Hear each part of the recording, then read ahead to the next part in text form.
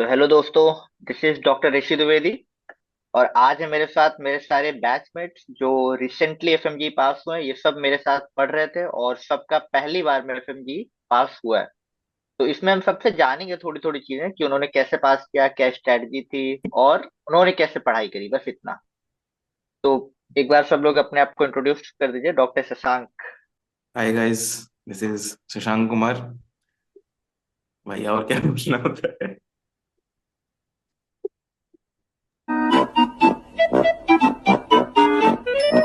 Hi guys, this is Shashank Kumar and I cleared my FMG in very first attempt with 152 marks, and I joined DAMS for my coaching, and this was my only source of it. Hello, myself Dr. Shivam Gupta. I passed January 2025 FMG in first attempt. I got 197, and my source of preparation was missed. That's it. Doctor Vimal. Uh, Hello guys, my name is Vimal Prakash. I passed SMG 2024 in first attempt. I got 186 marks. That's all. Doctor सिद्धि आ गई हैं, सिद्धि branch पे, और Yogendra Patel. So सिद्धि, हाय सिद्धि। Hello. थोड़ा सा introduce कर दो खुद को हमारी जनता के लिए। मेरा नाम मेरा नाम सिद्धू है और मैंने ऑनलाइन क्लासेस की थी। मेरे को मार्क्स 201 मिले थे। मेरा सोर्स मैरो था और अम, मैंने घर पे अराउंड 6 से 8 घंटे पढ़ाई की होगी डेली रोज की शायद। ऑनलाइन ना लेने का मेरा रीजन ये था क्योंकि मेरे को घर का कंफर्ट चाहिए था, मुझे अच्छा खाना चाहिए था। एंड आई वाज श्योर कि मैं उतना डिसिप्लिन से बैठ जाऊंगी कि मतलब घर वाले होंगे तो बैठ जाऊंगी पढ़ने को, ऐसे आलस नहीं करूंगी। तो सिद्धि, इसमें सिर्फ आई थिंक अभी कितने 6 लोग हैं, मैं और तुम ही ऐसे थे जिन्होंने ऑनलाइन किया था, है ना? तो और हम लोग को हम्म। दोनों को लग रहा था कि हम लोग ऑनलाइन कर लेंगे, बैठ जाएंगे, डिसिप्लिन है हमें। तो एक जो फैक्टर मतलब डिसाइड होता है वो यही होता है ना कि हम बैठ हम्म। पाएंगे कि नहीं बैठ पाएंगे घर पे। घर का कंफर्ट में ऐसा तो नहीं दिन भर सोते हम्म। रहेंगे या पढ़ाई नहीं हो पाएगी। तो सिद्धि का ऑनलाइन था, है ना? तो शिवम, हम लोग जब हम्म। साथ में लवीव में थे कॉलेज में, तो शिवम भाई तुमने ऑफलाइन करना क्यों चूज किया? मतलब तुम्हारा क्या रीजन था कि तुमने ऑफलाइन चूज किया? भाई मुझे पता था कि घर के कंफर्ट में मैं ऐसा डूबूंगा कि मैं कुछ नहीं करूंगा। ठीक है, घर पे मैं उस कंफर्ट में रहूंगा और एक इल्यूजन में रहूंगा कि मैं कर लूंगा, मैं कर लूंगा, मैं कर लूंगा। और मेरे एक भैया थे जिन्होंने बोला कि ये डी लोगों को कि वो घर पे बैठ के कर लेते। बट वो तो मेरा भी मन था कि मैं ऑनलाइन करूं, बट वो भैया ने मुझे पुश किया कि दिल्ली जाओ, ऑफलाइन करो, 6 साल बाहर रहे हो, 6 महीना और रह लो और खत्म करो इसे एक बार देकर। मतलब इससे ज्यादा लंबा मत खींचो। तो इसीलिए मैंने ऑफलाइन लिया। और कोचिंग डिसाइड करना, मतलब मेरा और शिवम का एक ही कोचिंग था। शिवम सेम कोचिंग में ऑफलाइन था, मैं ऑनलाइन था, है ना? तो मुझे लगा कि सेम टीचर्स पढ़ा रहे हैं तो ऑनलाइन ज्यादा अच्छा रहेगा। और विमल, योगेंद्र और शशांक भाई, तुम तीनों लोग सेम कोचिंग में थे, ऑफलाइन थे। तुम लोग को मन नहीं किया क्या भाई ऑनलाइन करने का? नहीं भाई, अगर मेरा ये ऐसा था, अगर ऑनलाइन करता तो फिर क्लास ही नहीं ज्वाइन करता कभी। बेसिकली क्लास ही कंप्लीट नहीं होता ऑनलाइन में तो। तो ये और डर काफी रहता है हेक्टिक कि लगता है, 12 12 घंटा एक ही जगह बैठ के ऑनलाइन देखना। ये मतलब मेरे लिए पॉसिबल नहीं था, तो इसलिए फिर हम ऑफलाइन ज्वाइन किए थे। क्योंकि हम लोग जब कॉलेज में भी थे तो सबके पास मैरो प्रेपरेटर तो था ही, लेकिन आज तक किसी का पूरा मैनुअल तो प्रेप हुआ तो था नहीं था। ही। 6 साल में कभी ऑनलाइन पढ़ा नहीं, तो फिर अभी 6 महीने में ऑनलाइन क्या ही पढ़ता। तो ये एक है, आपको पता है अगर आप कर लोगे तो ऑनलाइन कर लो। नहीं पता है तो भाई वहां जाओ, गौतम नगर में बैठो। और शिवम को तो प्रॉब्लम भी हुई थी, कुछ बैक में प्रॉब्लम हो गई थी बैठे बैठे। हेल्थ इश्यूज आते हैं वहां पे, है ना? हाँ भाई, हाँ, वहाँ पे और बैठते काफी बैठे लोगों बैक को पेन आता है। बहुत हेडेक, फिर बहुत ज्यादा बैक पेन होता है क्योंकि तुम कभी जिंदगी में इतना नहीं बैठे रहते हो। ठीक है, मैं तो नहीं बैठा था कभी इतना long hours, like around 8 8 9 9 hours. पहले क्लास में बैठो, फिर घर आओ, घर आके उसको पूरा रिवीजन करो, उसमें भी 2-3 घंटे तुमको बैठना पड़ता है। तो मेरी डिस्क तो लगभग डिसिक्रेट हो गई थी, दब गई थी, और थोड़ा सा पिंच आउट हो गई। तो बहुत ही वो है, बट हाँ, अंत भला तो सब भला। एक क्वेश्चन और है, जैसे इसमें सबने एक एक कोचिंग ज्वाइन करी थी, सिद्धि तुमने कोई कोचिंग ज्वाइन नहीं करी थी। तुमने शायद मैरो मैंने का आर आर किया था शायद। हाँ मतलब मैंने ये किया था कि जो मेन सब्जेक्ट्स है जिनके 30 मार्क्स के क्वेश्चंस आएंगे, मैंने उनके मेन वीडियोस देखे थे। बाकी जो 10-15 मार्क्स, 5 मार्क्स, उनके आरआर देखे थे मैंने। क्योंकि जो मेन टॉपिक्स है उनके मेन वीडियोस अगर ना देखो तो मुझे लगता है RR is not that sufficient. कहीं कहीं के कंसेप्ट छूट जाते हैं और कुछ कुछ बिल्कुल समझ नहीं आता बाद में। फिर वो वापस आगे जाके रिपीट करने से अच्छा एक ही बार में तुम थोड़ा डिटेल से थोड़ा टाइम लेके पढ़ लो। वो तो ये तो बहुत अच्छी स्ट्रेटजी है ना, जिसमें टीचर्स बोलते हैं कि आप मार्क्स वाइज सब्जेक्ट डिसाइड कर लो, कि उसका तुमने पूरा वीडियोस देखे। एंड जो छोटे सब्जेक्ट है वो आर आर में कर लिया है ना, तो जितना ज्यादा रिवीजन हो जाएगा उतना अच्छा है। क्योंकि हम लोग तो पूरा पूरा क्लास सब लोगों ने सबका किया है, चाहे वो छोटा सब्जेक्ट हम्म। हो या बड़ा सब्जेक्ट है ना। ओके। और ये जीटी वाला बहुत फोबिया होता है, लोग बोलते हैं पहले महीने से देना शुरू कर दो, कुछ पढ़ाओ कि नहीं भाई। शशांक या विमल कुछ बताओ इसके बारे में, कि जीटी कब से देना शुरू करना चाहिए, कितने देना चाहिए, क्या है ये। फर्स्ट महीने से कस्टम लगाना शुरू कर दो। जितना 50 क्वेश्चन हो, 60 क्वेश्चन हो, बाकी जीटी कभी भी चालू करो, 1 महीने पहले से देना शुरू कर दियो। अगर उतना भी दे रहे हो, 3-4 जीटी दे रहे हो, काफी है। वरना अगर जीटी से ज्यादा डर लगता है तो शुरू 2-3 महीने पहले से ही शुरू कर दो जीटी देना, वो ज्यादा अच्छा रहता है। जिसके मार्क्स थोड़े कम आ रहे हैं, जैसे मैरो की जीटी थोड़े टफ होते हैं ना, 130, 40, 150 ही आते हैं। तो इनमें बहुत ज्यादा पैनिक होता है। मेरे एक दोस्त की मैरो की जीटी में 200 आ रहे थे, उसको मेन एग्जाम में 149 आया। मैरो की जीटी में 200 नंबर बहुत होते हैं। तो क्या क्योंकि जब गलती क्वेश्चन की होगी उसने, मतलब ऐसा क्योंकि क्या जब हो। मैरो के जीटी में जब कस्टम लगा रहे होते हो, पीवाईक्यू लगा रहे हो, तो क्वेश्चन रिपीट हो रहा होता है, और वो क्वेश्चन आपकी नजरों के सामने से गुजर चुका होता है। जब आप जीटी देते हो तो बहुत सारा क्वेश्चन रिपीट होता है, जो मेन एग्जाम में इतना डायरेक्ट नहीं आता है। तो हम लोग को तो एक वो हो जाता है थोड़ा सा, फेक इल्यूजन, कि हम लोग को सब आ हाँ, रहा है, जब एक 30, 40, 50 क्वेश्चन तो रिपीटेड आ रहे हैं पहले से, है ना। हाँ, एक इल्यूजन क्रिएट होता है। तो हम लोग को सिर्फ आर आर इनफ नहीं है, एक चीज ये सिर्फ रैपिड रिवीजन इनफ नहीं है। जो लोग सिर्फ लास्ट में रैपिड रिवीजन वाले वीडियोस देख रहे हैं, है ना शिवम, सिर्फ रैपिड रिवीजन करना कोई सेंस नहीं बनाता। मेन नहीं, क्लासेस जो तो नहीं करनी भाई, पड़ेगी। मेन क्लासेस मैं तो कहता हूँ, अगर जो जूनियर्स में जो देखेंगे ये, अगर वो third year, fourth year, fifth year में हैं, उनको शुरू कर देना चाहिए। उनके पास टाइम है, बहुत टाइम है, ठीक है। उनको शुरू कर देना चाहिए अब से। वो पढ़ना एक बेस बन जाएगा उनका अच्छा खासा, एक स्टडी बेस होगा, जो कि जब वो यहाँ आएंगे और तब आरा देखेंगे तो उनको सेंस बनेगा, क्योंकि उन्होंने पहले पढ़ा है एक बार, आंखों पे चीजें चले गई उनके आंखों से। और फिर जब अगर वो कोई कोचिंग भी ज्वाइन करते तो उसमें भी उनको इतनी डिफिकल्टीज आएंगी नहीं जब वो पढ़ाएंगे, क्योंकि वो बहुत ही रैपिड होता है चीजें, ठीक है। वो समझाते हैं चीजों को, बट वो एक दिन में इतना सब कुछ चीज से सिखाते हैं ना, तो उसको एब्जॉर्ब करने में तुमको इजी होगा अगर तुमने वो चीज पढ़ी है पहले। बट मैं ये नहीं बोल रहा कि अगर कोई उसको फर्स्ट टाइम भी पढ़ेगा तो मुश्किल पड़ेगी, बहुत डिफिकल्ट होगा। बट हाँ, अगर पूरा जोर लगा दोगे तो वो भी हो जाएगा। बट अगर अभी से थोड़े थोड़े एफर्ट डाल दोगे, रोज मेन वीडियोस देखोगे, समझोगे, तो अच्छा होगा। और एक और चीज, मतलब फोर्थ फिफ्थ ईयर से हम लोगों ने पढ़ाई शुरू की होगी, तो वो पढ़ाई काम आती, मतलब वहां पे बच्चों को क्या शुरू करना चाहिए। 3 साल तक तो हम लोग नहीं पढ़ते जहां भी होते हैं। तो फिर वो सोचते हैं पहले क्लिनिकल पढ़ें कि एनाटॉमी पढ़ना शुरू करें। मतलब कुछ ऐसे 4 सब्जेक्ट बता दो जो उनको पढ़ के ही आने चाहिए, 4 से 5। सिद्धि या शशांक, योगी, कोई भी। मुझे ऐसे लगता है कि एक एनाटॉमी पढ़ लेनी चाहिए। एक शायद जो सब्जेक्ट तुम्हें लगता है कि तुमने कभी जिंदगी में पढ़ा नहीं और जिंदगी में समझेगा भी नहीं। और बाकी जो तुम्हारे क्लास चल रहे उतना एक टॉपिक पढ़ लो, देख लो एक वीडियो क्लास के पहले, वो भी सही है। क्योंकि अभी जो पढ़ा है वो एनीवेज तब तक याद नहीं रहने वाला है, लेकिन अभी जो पढ़ा है अगर वो 10% समझा है तो आगे जाके 50% समझने में हेल्प तो होती है जरूर। बस ऐसे ही पढ़ लो, उसको याद रखने के इंटेंशन से नहीं भी पढ़ा तो भी चलेगा। मतलब हम बट लोग जब क्लास में एनाटॉमी। पढ़ेंगे, तो ऐसा लगेगा कि सब कुछ नया नया हम्म। नहीं है, सब कुछ दिखा हुआ है ना।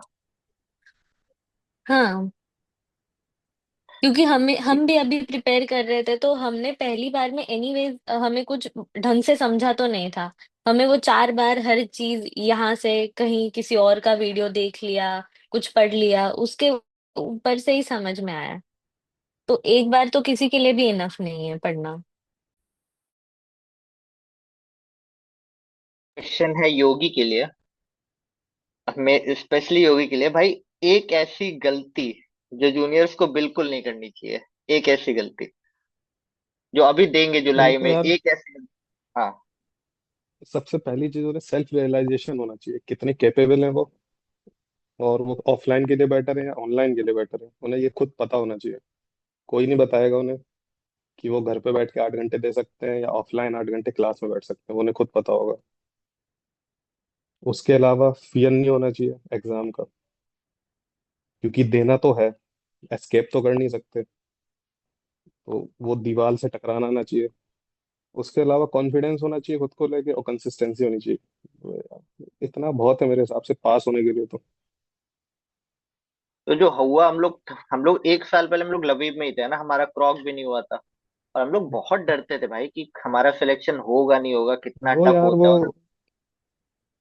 और मेरे हिसाब से वो सीनियरों की और कोचिंगों की गलती है कि कोचिंगों वालों ने भाई बना रखा था कि मतलब ये एग्जाम बहुत वो लेवल का, इतना भी नहीं। अगर तुम 3 साल भी पढ़ रहे हो ना कंसिस्टेंसी से क्लास में कॉलेज टाइम पे, तो तुम पास कर सकते हो, 150 ला सकते हो, 150 बड़ी बात नहीं है। 190 200 लाना बड़ी बात है मेरे हिसाब से। बाकी अपने पर्सपेक्टिव में। एक एवरेज स्टूडेंट अगर कंसिस्टेंसी से क्लास भी फॉलो कर रहा है, उसके बाद टेस्ट फॉलो कर रहा है, फिर जीटी लास्ट में दे रहा है ना, तो वो 170-80 तक आराम से पहुंच सकता है। जो 180 से ऊपर बच्चे लाते हैं, जैसे इसमें सिद्धि का 201 है, विमल 180 प्लस है, शिवम 180 प्लस है, मेरे शशांक योगी के लगभग 170 है। तो उस लेवल के लिए बहुत ज्यादा पढ़ना पड़ेगा, लेकिन 170 180 सिर्फ अगर आप क्लास का ही प्रोसेस फॉलो कर रहे हो तो इतना मुश्किल नहीं होता है ना, मेरे हिसाब से तो। हाँ मतलब क्लास एवरेज के ही तो थे हम यार सारे, है ना। आधे सब्जेक्ट भी करके नहीं आए थे। बस यही था कि यहाँ पे 6 महीने ढंग से दिए हैं, और बच्चे यही गलतियां करते हैं मेरे हिसाब से कि 6 महीने में भी 2 2 महीने काट लेते हैं कि 2 महीने पढ़ेंगे, 2 महीने मजे करेंगे, फिर 2 महीने एंड में पढ़ लेंगे, पास हो जाएंगे। जो बीच वो के दो पास महीने होने छोड़ का देते हैं, अब नहीं बस रह गया वही ना। वही गलती कर देते हैं। हाँ, और 2021 पेपर के भी अब पहले थोड़ा था चेंज सब हो गया कहते थे। ना। कोरोना के बाद से। मतलब हाँ भाई, पेपर भी बहुत पेपर टफ आया था, मुझे तो समझ नहीं आया पेपर पेपर क्लिनिकल क्या है, था। पेपर क्लिनिकल है, तुमको इंटीग्रेट करना आना चाहिए। तुम सिर्फ रट्टा मार पहला के नहीं पार्ट जा देखे तो सकते वहां पे। मेरे को भी लग रहा था कि 50 60 ही आ रहे हैं। मतलब पेपर देके हम लोग को समझ नहीं आया था हम लोग को कितने नंबर आ रहे हैं, क्योंकि ऐसा हाँ पेपर था। यही पेपर में था। इंग्लिश भी टफ आई थी, है ना विमल।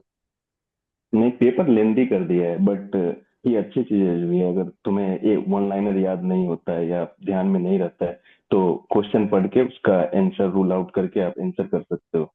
तो ये अच्छा भी है बुरा भी है। अगर एक वन लाइनर रट के जाते हो तो ये पेपर ज्यादा टफ है। ऐसे अगर क्वेश्चन वाइज देखो तो पेपर लेंदी होता है, बट उसमें क्लू काफी होता है।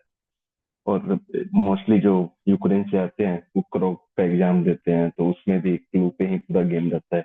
यहाँ भी आप देखो तो वही चल रहा होता है। अगर पेपर लेंदी आता है तो क्वेश्चन ज्यादा आसान होता है। और इस बार भी पेपर ठीक ठाक लेंदी था। और मतलब इस कॉन्सेप्ट चीज को पता होना चाहिए टैकल कहाँ से आ रहा है। हाँ। हाँ इस चीज बोलो के लिए शिवम। टैकल करने के लिए तो मैं यही बोलूंगा कि जितने ज्यादा क्वेश्चंस करोगे उतना ज्यादा तुमको इजी पड़ेगा। तुम एक बड़े क्वेश्चंस में कीवर्ड कैसे ढूंढना है वो तुम्हें इजी पड़ेगा, क्योंकि तुम you will get an I for it. तुम्हें कीवर्ड्स अपने आप दिखने शुरू हो जाएंगे। पेपर को क्वेश्चंस को कैसे टैकल करना है उस चीज के लिए तो क्वेश्चंस जितना करोगे उतना अच्छा होगा। और जैसे विमल कह रहा था, जैसे रिपीट होते हैं ना क्वेश्चंस, तो उसके लिए ये है कि अगर रिपीट हो रहे हैं तो तुम एक बार किसी अदर प्लेटफॉर्म जैसे किसी फ्रेंड से लेके ना वहां पे टेस्ट देके देख लो। अगर तुम्हारे नंबर कंसिस्टेंट है तो मतलब तुम्हारे नॉलेज बेस्ड मार्क्स हैं। अगर कम हो रहे हैं तो मतलब तुम्हारे क्वेश्चन रिपीट हो रहे हैं, तो वो तुम्हें आइडिया लग जाएगा उससे। ये भी एक और हर बात है सवाल सिर्फ। है। प्लेटफॉर्म में। क्या सिद्धि क्या कह रही थी।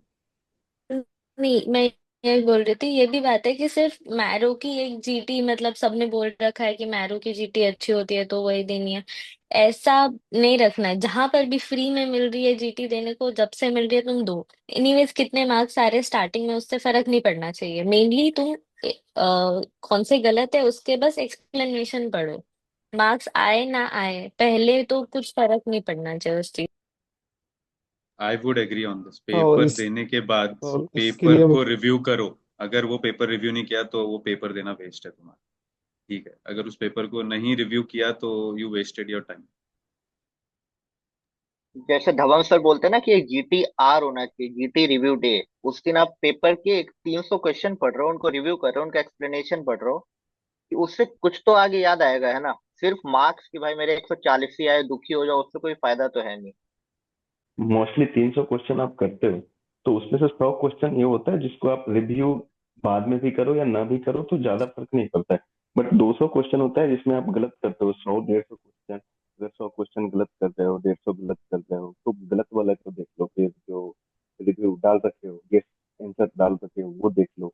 बाकी अगर 300 क्वेश्चन अगर आप किए हो तो मोस्टली 100 क्वेश्चन तो आपका, 100 से 150 क्वेश्चन कंफर्म ही होता है, ये तो सही है। और वो आपको पता होता है, कॉन्सेप्ट पता होता है। तो अगर वो आप स्किप भी वो स्किप कर सकते हो, बट जो गलत हो रहा है, जो गेस किए हो, वो रिव्यू करना काफी इंपॉर्टेंट होता है। और आई थिंक पेपर का भी यही पैटर्न है, उसमें 300 में 100 क्वेश्चन तो आते हैं जो बहुत ही सिंपल है, जो टीचर बोलते हैं हम्म, वेरी इंपॉर्टेंट वही आ रहे हैं। 100 क्वेश्चन थोड़ा पढ़ना पड़ता है कि हाँ एक बार पढ़ोगे, अगर आपका थोड़ा कॉन्सेप्ट क्लियर है तो उसमें आप 40 50 भी कर सकते हो, और 100 थोड़े टफ होते हैं कि आपने बहुत अच्छा पढ़ा है तो आप करोगे, है ना। पेपर का भी यही पैटर्न है, अभी भी, पहले भी था, पहले थोड़े ज्यादा सिंपल आते थे, अभी थोड़े सिंपल थोड़े कम हो गए। और एक चीज और बताओ, कुछ लोग जो बिल्कुल कोचिंग नहीं लेते हैं, इधर उधर प्लेटफॉर्म से पढ़ते हैं, जिसको जहाँ टीचर मिल गया, टेलीग्राम, यूट्यूब, ये तो सही नहीं है मुझे लगता है। थोड़ा कंसिस्टेंसी होना चाहिए उसमें भी, क्योंकि तुम्हारे ये पास मतलब अभी एक पूरा इंटरफेस है तो आसान पड़ता है तुम्हें वो फॉलो करना कंसिस्टेंटली। ये तब सही है जब तुमने 6 साल इतना पढ़ा है कि मतलब तुम्हें हर बुक पता है। तब तो तुम कुछ भी पढ़ लो, तुम्हें आता सब कुछ है, तुम बस और ढूंढ रहे हो चीजें। लेकिन अगर तुमने पहले कुछ नहीं पढ़ा 2 3 साल, और फिर अचानक से 5th ईयर में आके सोच रहे हो कि मैं सब कुछ पढ़ूंगा अब। तो इसमें मुझे लगता एक है आपको पढ़ने में जितनी मेहनत करनी चाहिए उससे ज्यादा आप कंटेंट ढूंढने में मेहनत कर रहे हो, कि क्या कहाँ से पढ़ना है ना। हाँ, किसी टीचर से मार्गदर्शन ले लो। एक और क्वेश्चन, मतलब आप बट एक एक टिप बता दो, प्रैक्टिकल टिप, सब लोग प्रैक्टिकल टिप जो आप लोगों ने पढ़ाई के टाइम, हम लोगों ने अपनी 6 महीने जो हम लोग के गुजरे हैं, एक प्रैक्टिकल टिप जो हम लोग को बहुत हेल्प करी पास होने में। शिवम से शुरू करते हैं, फिर सिद्धि से शाम, एक एक टिप। मेरा प्रैक्टिकल टिप यही होगा कि there will be bad days, जिस दिन तुम्हारा बिल्कुल मन नहीं करे पढ़ने का, ठीक है, उस दिन अगर आप पढ़ोगे ना तो उस दिन आप आगे हो बाकियों से जो उस दिन नहीं पढ़े। So try to push yourself on that day. And चलो, जितना पढ़ते थे उतना नहीं पढ़ो, मगर पढ़ो, उस दिन पढ़ो, जितना हो सके पढ़ो। और लास्ट डे अगर जिस दिन सोने जा रहे हो ना, रिग्रेट नहीं होना चाहिए कि आज मुझे जितना करना था मैंने नहीं किया। उतना करके सो जाओ। मतलब वो थॉट आने नहीं चाहिए, उसके पहले नींद आ जानी चाहिए, तुम सो जाओ ऐसा।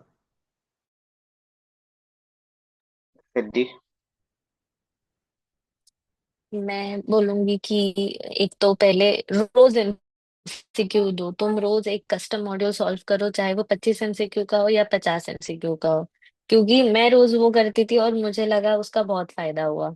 दूसरा मैं बोलूंगी बहुत ही अच्छा फ्रेंड सर्कल रखो तुम्हारा, क्योंकि मुझे ऐसे लगता है कि हमारा जो ग्रुप था उसमें जो डेली क्वेश्चंस आते थे या फिर जो हम एक दूसरे से बात करते थे कि इसका ये एक्सप्लेनेशन क्यों है, या फिर कुछ भी एक दूसरे को एक्सप्लेनेशन देना, उससे बहुत ही अच्छा मोरल बिल्ड रहता है कि हमें पता है मैं पढ़ रही हूँ, मुझे पता है तुम पढ़ रहे हो।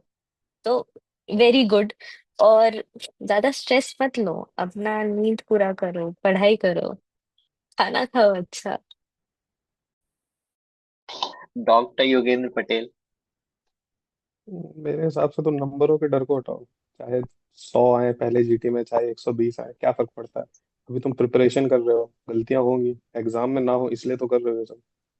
तो नंबरों से मत डरो, जो आ रहे हैं वो करते रहो, एमसीक्यू लगाते रहो। क्योंकि रिजल्ट के दिन सब कुछ चेंज हो सकता है। अभी से अगर तुम सोचोगे 140 आए मैं फेल हो रहा हूँ, तो वो माइंडसेट सेट हो जाता है कि तुम फेल ही हो रहे हो। वो नहीं करना है हमें। ये इम्पोर्टेंट ज्यादा है मेरे हिसाब से तो। आपको पूरी प्रिपरेशन में ना कॉन्फिडेंस में रहना है कि मैं पास होऊंगा।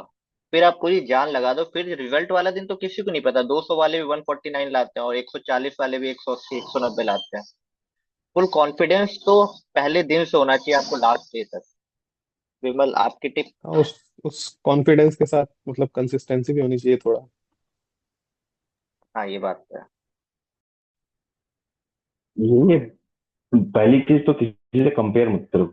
जो वो कितना पढ़ रहा है तुम कितना पढ़ रहे हो, ये डिपेंड करता है। कोई इंसान को वो सब्जेक्ट खत्म करने में 2 घंटा लगता है, किसी को 4 घंटा लगता है, 6 घंटा लगता है। ये पहले से उसको कितना पता है, कितना टाइम लगता है, वो उस पर डिपेंड करता है। बाकी दूसरा चीज है जो वो कंपेयर नहीं करोगे, आधा तुम्हारा स्ट्रेस, लाइब्रेरी में जाओगे सब पढ़ते रहता है, तुम लेट पहुंचोगे तुम्हें स्ट्रेस होगा। तो ये सब स्ट्रेस लो ही मत। बाकी जितना एंजाइटी कम रखोगे, जितना स्ट्रेस कम रखोगे, डिस्कशन ज्यादा करो, क्वेश्चन कस्टम मॉड्यूल लगाओ, और बाकी खाओ पियो मस्त रहो। और डॉक्टर ऑलविन आ गया, ऑलविन चिरामन। ऑलविन भाई कहीं ट्रैवल कर रहा है। तो ऑलविन को भी 190 आया है उसके पहले अटेम्प्ट में। और ये ऑलविन और वन शिवम एटी एट 188 है। 188 190 के आसपास, और ये बहुत अच्छे मार्क्स होते हैं, और ये शिवम का रूममेट था। और शिवम बोलता था कि जब ऑलविन पढ़ता था तो कभी कभी उसे डर लगने लगता था ये कितना ज्यादा पढ़ रहा है। तो ऑलविन, एक बार बताओ, मतलब बहुत चीजें सेक्रीफाइस तो करनी पड़ती है इस 6 महीने में। आपको थोड़ी तो पार्टी सेक्रीफाइस करनी पड़ती है, अपना माइंडसेट चेंज करना पड़ता है इस पेपर के लिए। इतना सिंपल तो नहीं है ये पेपर, है ना। हाँ, इतना सिंपल तो नहीं है। मतलब इट डिपेंड्स ऑन कि तुम किस चीज़ पे मानते हो। अगर तुम मानते हो कि बस तुम्हें बाकी सब करते हुए भी तुम पढ़ लोगे, तो कुछ बच्चे वैसे भी निकाल लेते हैं। और कुछ बच्चे ऐसे होते हैं जो एकदम सब कुछ ही छोड़ देते हैं, एकदम आइसोलेट हो जाते हैं अपने रूम में पढ़ने के लिए। तो मैं वैसा था कि मतलब मैंने सब कुछ ही छोड़ दिया था एक टाइम के लिए। But then it all depend कि तुम क्या चाहते हो। मतलब ये कुछ बच्चे मेरे जैसे, और मुझे घर पे रहना था, किसी से बात बहुत कम हुई मेरी। बात एक दो लोगों से बात होती थी, क्योंकि मुझे लगता है मुझे एंग्जाइटी होने लगती थी। सबका अलग अलग भाई, कुछ लोग सब करते हुए निकाल लेते हैं। इन्हीं 6 लोगों हाँ, में जिनके बहुत अच्छे अच्छे मार्क्स आए हैं, है ना। शशांक वही। कुमार, शशांक भी उन्हीं में से पास हुआ है। योगी को देख लो, योगी तो हमेशा कॉन्फिडेंस में रहता है। डॉक्टर विमल तो, लेकिन जिसको सेक्रीफाइस सेक्रीफाइस कुछ तो करने पड़ता है। आपको पढ़ाई में 8-10 घंटे देने ही पड़ेंगे, आप कुछ भी करो। मेरे हिसाब से तो जो मतलब जो टाइम चला गया उसके बारे में ना सोच के जो टाइम मिलता है अगर उसे यूटिलाइज करते जाओगे तो दैट इज गुड इनफ। अगर तुम ये सोचोगे कि मैं कल कर सकता था और ये नहीं किया, तो फिर तुम उसी थॉट प्रोसेस में रह जाओगे। बट अगर तुम आगे का सोचते रहोगे कि आज क्या कर सकता हूँ या कल क्या कर सकता हूँ, तो वो तुम बेटर होते रहते हो। और शुरुआत में मतलब 1 घंटे बैठने में तुम्हें दिक्कत होगी पढ़ने में, लेकिन फिर तुम अगर वो करते रहोगे तो तुम्हें फिर 1-2 महीने में समझ नहीं आएगा, तुम कब 8 घंटे 10 घंटे पढ़ने लग जाओगे एक दिन में। तो it's just about keep doing जो तुम कर सकते हो ऑन अ डेली बेसिस। और अगर तुम थोड़ा लंबा गोल प्रोसेस रखोगे कि मेरे को 1 महीने में इतना बनाना है या फिर 3 महीने में मेरे को इतना कवर करना है, तो फिर तुम बहुत एंग्जाइटी में चले जाओगे। मेरे हिसाब से बहुत ही शॉर्ट टर्म गोल्स बनाने चाहिए, बहुत ही कि मैं अभी 6 घंटे में कितना कवर करूंगा या फिर एक दिन में कितना कवर करूंगा। मेरे लिए वो ज़्यादा वर्क करता था। और मेरे हिसाब से एक दो दोस्त ऐसे पकड़ो जो मतलब मोटिवेटेड हैं और उनसे तुम अपडेट लेते रहो उनका कितना चल रहा है, क्या पढ़ाई कर रहे हैं। तो वो काफ़ी इन्फॉर्मेशन दे देंगे जितना भी तुम्हें ज़रूरी है तुम्हें इस जर्नी के लिए। बट अगर तुम बहुत बड़े ग्रुप के ऊपर निर्भर रहोगे कि ये सब लोगों के बारे में पूछते रहोगे, तो फिर तुम बात ही करते रह जाओगे भाई कि तुम क्या कर रहे हो, तुम क्या कर रहे हो। तो आई गेस बहुत ही छोटा सर्कल रखो, जो लोग सब लोग ही पढ़ के पास होना चाहते हैं, एंड बस उन्हीं लोगों से अपडेट लिया करो। दोस्तों, अभी के लिए इतना ही। और होप आपको ये सेशन थोड़ा अच्छा लगा होगा, कुछ नया पर्सपेक्टिव मिला होगा एग्जाम के लिए। आपको अपने एफएमजी से रिलेटेड, अपकमिंग एग्जाम से रिलेटेड, थर्ड फोर्थ ईयर में हो, फिफ्थ ईयर में हो, कोई स्टडी से रिलेटेड कोई भी क्वेश्चन हो, आप नीचे कमेंट कर लो। मुझे इंस्टाग्राम पे मैसेज कर सकते हो, व्हाट्सएप पे मैसेज कर सकते हो। जो भी आपको डाउट हो, क्वेश्चन हो। अभी कुछ हम लोग का इंटर्नशिप शुरू नहीं हुआ है, तो आंसर आपको मिल जाएगा। जो भी हमें नॉलेज है हम लोगों ने गेन की है इस टाइम में, जो एक्सपीरियंस गेन किया है, और ऐसे वीडियोस मैं सोच रहा हूँ और लाता रहूँ और कुछ ना कुछ बात करता रहूँ कि आपको एक अलग पर्सपेक्टिव मिले। तब तक के लिए study well, do well, enjoy your life and जय हिंद।